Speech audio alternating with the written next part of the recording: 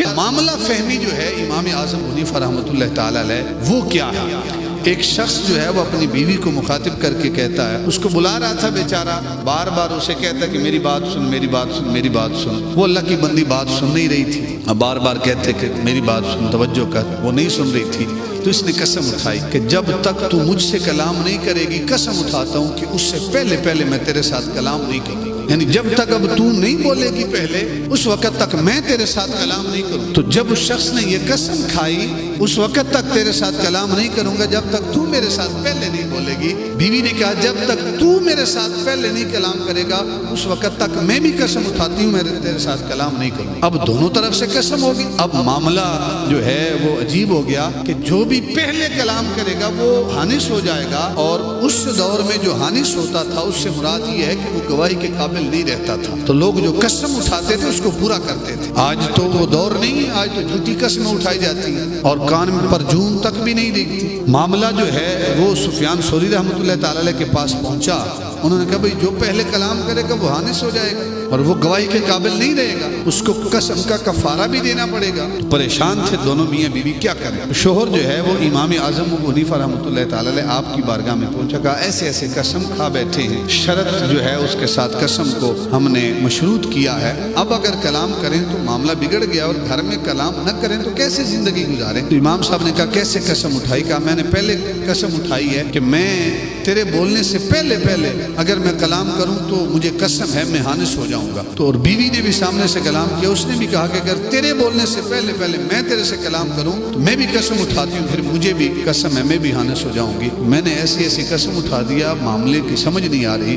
تو امام صاحب نے جب معاملہ سنا تو امام صاحب نے فرمایا کہ جا اپنی بیوی کے ساتھ کلام کر، تو حانث نہیں ہوگا، تیرے اوپر قسم کا کفارہ نہیں آئے گا۔ تو وہ شخص بڑا حیران ہوا کہ سفیان ثوری نے کہا کہ جو بھی پہلے کلام کرے گا وہ حانث ہو جائے گا، تو آپ کہہ رہے ہیں کہ نہیں کوئی مسئلہ نہیں ہے۔ تو وہ شخص گیا، امام صاحب نے چونکہ اسے تعلیم دی کہ جائیں جا کر کلام کریں، وہ گھر گیا، اس نے اپنی بیوی سے کلام کیا۔ جب اس نے بیوی سے کلام کیا تو بیوی نے کہا بھئی آپ نے کلام کیا ہے لہذا آپ کی قسم ٹوٹ گئی ہے، آپ حانث ہو گئے ہیں، اور میں نے تو سفیان ثوری سے مسئلہ پوچھا ہے۔ کہا نہیں میں نے امام صاحب سے مسئلہ پوچھا ہے، امام صاحب نے مجھے مسئلہ بتایا ہے اس لیے میں نے آ کر کلام کیا ہے۔ تو عورت جو ہے وہ سفیان ثوری رحمۃ اللہ تعالی علیہ کے پاس گئی کہ امام صاحب نے تو ایسا مسئلہ بتایا اور اس نے میرے ساتھ کلام بھی کیا ہے اور امام صاحب نے فرمایا کہ وہ حانث بھی نہیں ہوگا، اب ہمیں تو کوئی سمجھ نہیں آتی کہ ہم کیا کریں۔ تو سفیان ثوری رحمۃ اللہ تعالی علیہ نے سنا تو سفیان ثوری رحمۃ اللہ تعالی علیہ فرماتے ہیں کہ امام صاحب جو ہے وہ حرام کو حلال کر رہے ہیں، یہ کیسے ہو سکتا ہے؟ آپ کے خاوند نے قسم اٹھائی تھی، اب کلام کرے گا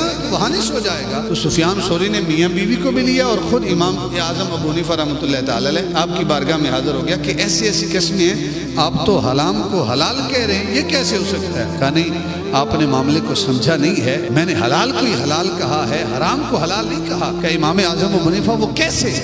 کہ ایسے کہ پہلے خاوند نے قسم اٹھائی کہ جب تک تیرے کلام کرنے سے پہلے میں تجھ سے کلام کروں تو میں حانث ہو جاؤں، میں نے قسم اٹھائی ہے۔ سامنے سے بیوی نے قسم اٹھائی کہ تیرے کلام کرنے سے پہلے اگر میں تجھ سے کلام کروں تو پھر مجھے بھی قسم ہے میں بھی حانث ہو جاؤں۔ امام صاحب نے کہا کہ اس نے تو قسم کھا لی تھی، اور اس کے قسم کھانے کے بعد بیوی جو کلام کر رہی تھی وہ کس کے ساتھ کلام کر رہی تھی؟ بیوی جو ہے وہ اپنے خاوند کے ساتھ کلام کر رہی تھی، چونکہ بیوی نے قسم کا جو کلام کیا ہے وہ خاوند کے سامنے کیا ہے اور خاوند سے ہی کلام کر رہی ہے، اس لیے بیوی پہلے بول گئی ہے۔ اس لیے جب بیوی نے پہلے کلام کر لیا، اب جو خاوند ہے اس کی قسم ویسے ہی وہ حانث نہیں رہا، اس کی قسم ویسے ہی ختم ہو گئی، اور بعد میں نے خاوند کو جا کر کہا کہ تو بیوی سے کلام کر لے۔ جب خاوند جا کر بیوی سے اس نے کلام کیا تو بیوی کی قسم بھی پوری ہو گئی، لہٰذا دونوں حانث نہیں ہیں، کسی کی قسم بھی ٹوٹی نہیں ہے،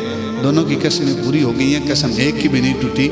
تو حضرت سفیان ثوری رحمۃ اللہ تعالی علیہ آپ نے جب وہ معاملہ دیکھا تو آپ کی انگلی جو ہے وہ اپنی دانتوں کے اندر تھی کہ خالق کائنات نے امام صاحب کو کتنا علم اور فہم عطا کیا تھا۔ علم کا ہونا اور ہے، حکمت کا ہونا اور فہم کا ہونا یہ اور چیز ہے، یہ الگ بات ہے۔